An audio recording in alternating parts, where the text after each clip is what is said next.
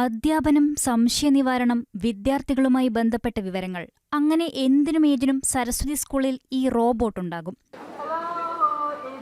Wonderful Saturday morning, and it's so good to see you all geared up for today's competition, and I am so delighted to be part of today's extravaganza at this brilliant school, Saraswati Vidyalaya. May the best team win. Good morning once again.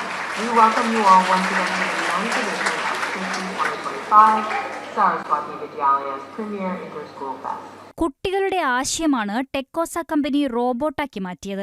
ഏത് ചോദ്യങ്ങൾക്കും ഉത്തരവുമായി സ്കൂളിൽ ഇനി റോബോട്ടുണ്ടാകും. സംഗീത സംവിധായകൻ M ജയചന്ദ്രനാണ് robot സ്കൂളിന് സമർപ്പിച്ചത്.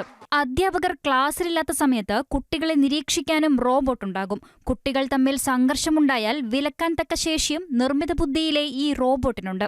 ഇതിനു പുറമെ വേണമെങ്കിൽ റിസപ്ഷനിസ്റ്റാകാനും ഈ റോബോട്ടിന് മടിയില്ല. ന്യൂസ് മലയാളം, തിരുവനന്തപുരം.